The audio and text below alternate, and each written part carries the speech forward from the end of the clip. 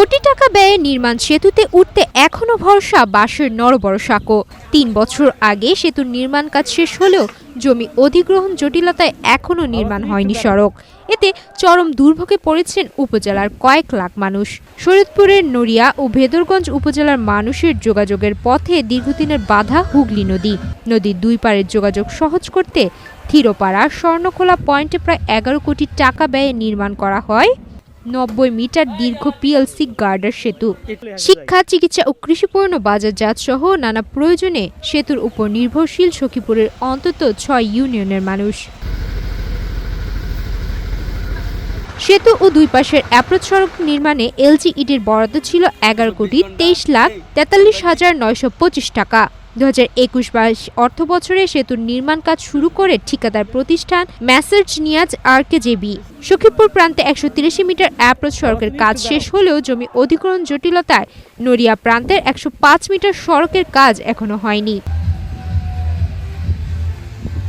ফলে সেতু নির্মাণের ৩ বছর পরেও নড়িয়া প্রান্তে সেতুতে ওঠার পথ বাঁশের নড়বড় সাঁকো। প্রতিদিন ঝুঁকি নিয়ে এই সাঁকো পার হচ্ছে স্থানীয়রা। সবচেয়ে বেশি দুর্ভোগে পড়ছেন শিশু, বয়স্ক ও অসুস্থ মানুষ। গত ১ বছরের উপরে এভাবে পড়ে রয়েছে। মানুষের যাতায়াতের জন্য কত কষ্ট, কত দুর্ভোগ। আর আমরা নিম্ন আয়ের মানুষে যে গাড়িগুড়ি চালায় খাই, এই বাজার থেকে প্যাসেঞ্জারগুলো আমরা ওই পার নিতে পারি। ওদিকে মিয়ারচর, ওদিকে মমিন আলী, ওদিকে সখীপুর, বিভিন্ন জায়গায় যাওয়ার মতন এই রাস্তাটা তৈরি হয়েছে, কিন্তু বিগত ১ বছরের উপরে এই রাস্তাটা এইভাবে করে রয়েছে। যেহেতু কমপ্লিট করা উচিত গাড়িটা এই ব্রিজটার, কিন্তু ব্রিজটা তো হইতে আসে না।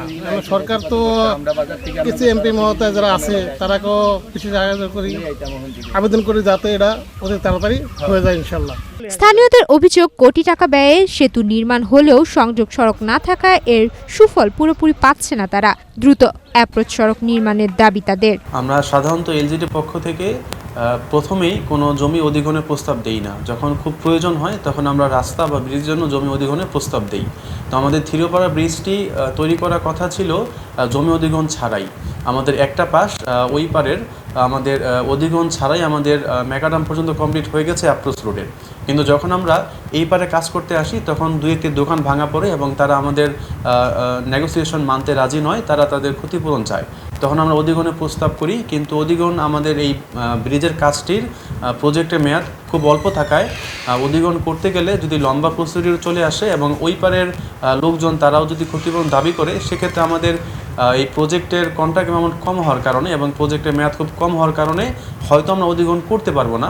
সেক্ষেত্রে আমাদের খুব দ্রুত আমরা অধিগ্রহণ ছাড়াই অ্যাপ্রোচ রোডটি করে দেওয়ার জন্য আমি আমার ঊর্ধ্বতন কর্তৃপক্ষের সাথে আলোচনা করেছি। তিনি আমাকে নির্দেশনা দিয়েছেন মাননীয় এমপি মহোদয়ের সাথে বসে যদি অধিগ্রহণ করা লাগে যত কম করলেই আমাদের সম্ভব হয় তত কম করেই আমরা অধিগ্রহণ করে অ্যাপ্রোচটা সম্পন্ন করব।